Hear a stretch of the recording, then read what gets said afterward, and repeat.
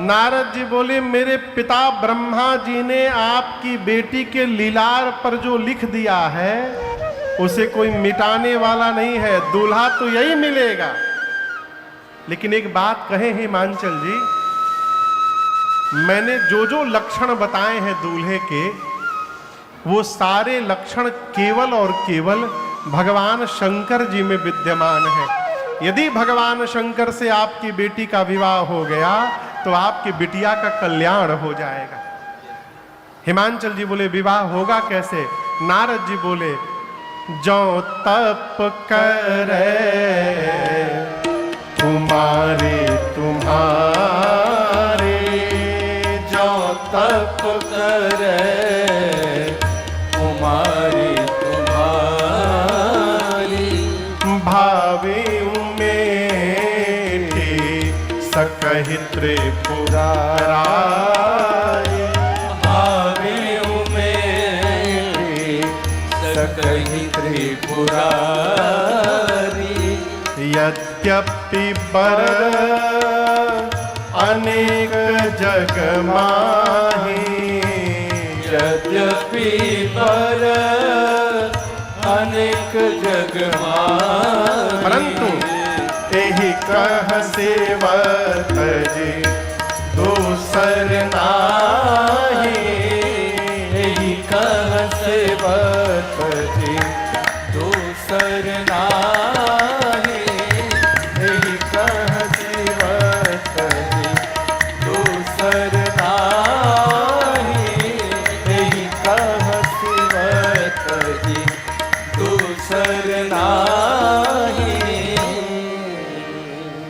नारद जी ने कहा, यदि आपकी बेटी पार्वती जी तपस्या करेंगी तो भगवान शंकर इनको अवश्य प्राप्त होंगे। इतना सुनना था कि पार्वती मैया अगले दिन सभी बड़ों को प्रणाम करके वन में जाकर तपस्या करने लगी। हजारों वर्ष मां पार्वती ने तपस्या की है। तब जाकर अंत में आकाशवाणी हुई और आकाशवाणी ने कहा, हे भवानी जी, आपकी मनोकामना पूरी हो गई। आपके मन में जो वर रचा है आपको प्राप्त होगा। आपके पिता आपको बुलाने जाए तो आप घर लौट कर जाइएगा। इधर जब से सती मैया का शरीर शांत हुआ है, भगवान शंकर को वैराग्य आ गया। कैलाश से निकलकर घूमने लगे। कहीं कथा होती तो बाबा बैठकर कथा सुनते, कहीं कोई भगत मिल जाते तो उनको कथा श्रवण कराते। एक दिन श्री राम जी प्रकट हुए भगवान शंकर के सन्मुख और बोले, बाबा, यदि आप मुझे सत्य में प्रेम करते हैं तो मैं जो मांग रहा हूं आप मुझे देंगे? शंकर जी ने कहा, कहिए प्रभु क्या चाहिए?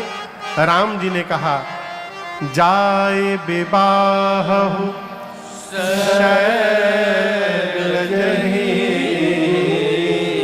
यह मुनि मांगे दे। भगवान शंकर से राम जी ने कहा कि जा करके विवाह करिए। भगवान शंकर ने मना कर दिया। कहा, प्रारंभ में कहा, प्रभु आप जो कह रहे हैं ये उचित नहीं है। अरे कैसे हम टारी प्रभु जी राउरा बचनिया, कही का लोगवा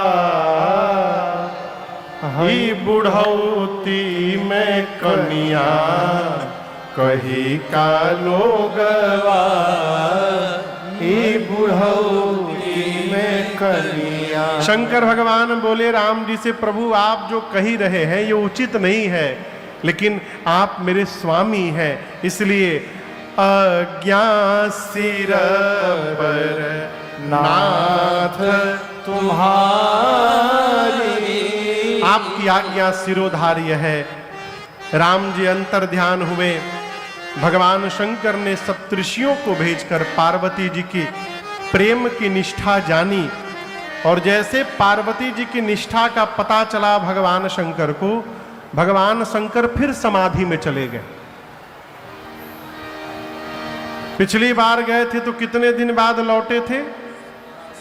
जोर से कहिए। 87,000 वर्ष बाद भगवान शंकर फिर समाधि में गए। अब कब लौटेंगे किसी को नहीं पता। इसी बीच एक दैत्य ने जन्म लिया जिसका नाम था ताड़कासुर। तपस्या करके वरदान लेता है ब्रह्मा जी से कि भगवान शंकर के तेज से जो संतान जन्म ले उसी के हाथों मेरी मृत्यु हो। वरदान लेकर लगा देवताओं को त्रास देने। इंद्र सभी देवताओं को लेकर पहुंचे ब्रह्मा जी के पास। ब्रह्मा जी ने कहा, देखिए ऐसा ऐसा वरदान लिया है, विवाह के लिए कन्या तैयार है, आप लोग केवल दूल्हे को समाधि से बाहर ले आइए। इंद्र ने कहा, ब्रह्मा जी ताड़कासुर तो बाद में मारेगा, जो भगवान शंकर को समाधि से बाहर निकालने जाएगा बाबा आते पहले उसको मार डालेंगे।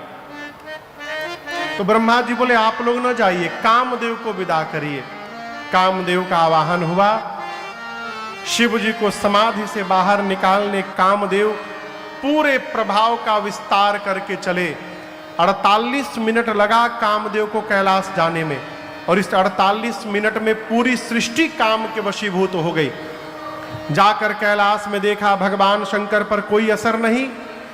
आम के वृक्ष पर पत्तों के पीछे छिपकर कामदेव धनुष पर 5 पुष्प का बाण चढ़ाकर खींचा और कामदेव ने छोड़ दिया।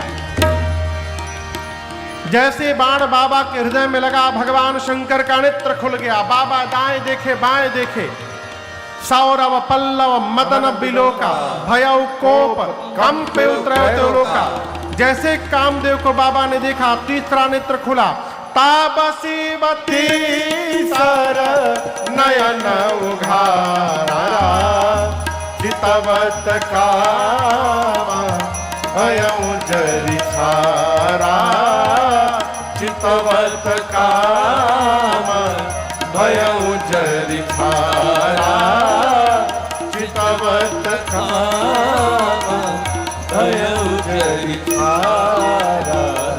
जैसे बाबा का तीसरा नेत्र खुला, कामदेव उसी समय जरि के भस्म हो गए। हाहाकार मच गया हो।